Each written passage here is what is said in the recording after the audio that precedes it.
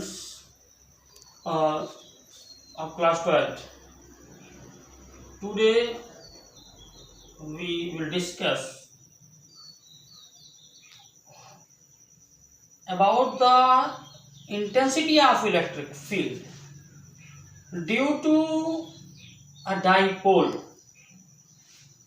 So, intensity of the electric field at a point on the axis of a dipole. Let an electric dipole AB made up of two charges minus q and plus q coulomb having a small distance 2l meter between them is situated in vacuum, means both the charges are situated in vacuum or in air.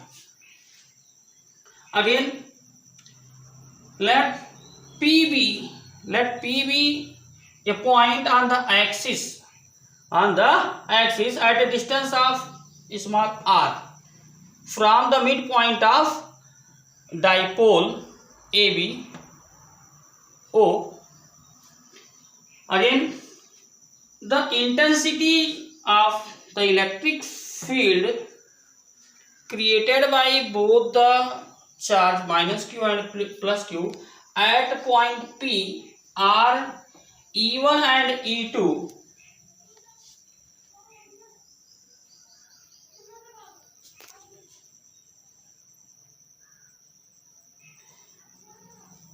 The distance of the point P from the charge plus q is r minus L, and that from the charge minus q is r plus L. Therefore, intensity of electric field E1 equal to 1 upon 4 pi epsilon 0 q upon r minus L whole square. And the direction of this intensity is along the dipole axis, and the intensity E2 equal to 1 upon 4 pi epsilon 0 q upon r plus L whole square, opposite to the dipole axis. The direction of E2 is opposite to the dipole axis. The intensities E1 and E2 are along the same line in opposite directions. Therefore, the resultant intensity E at the point P will be equal to their difference and in the direction of dipole axis.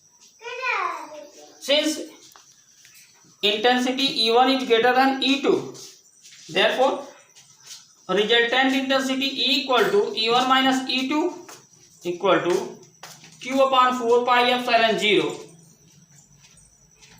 in the bracket 1 upon r minus L whole square minus 1 upon r plus L whole square equal to q upon 4 pi epsilon 0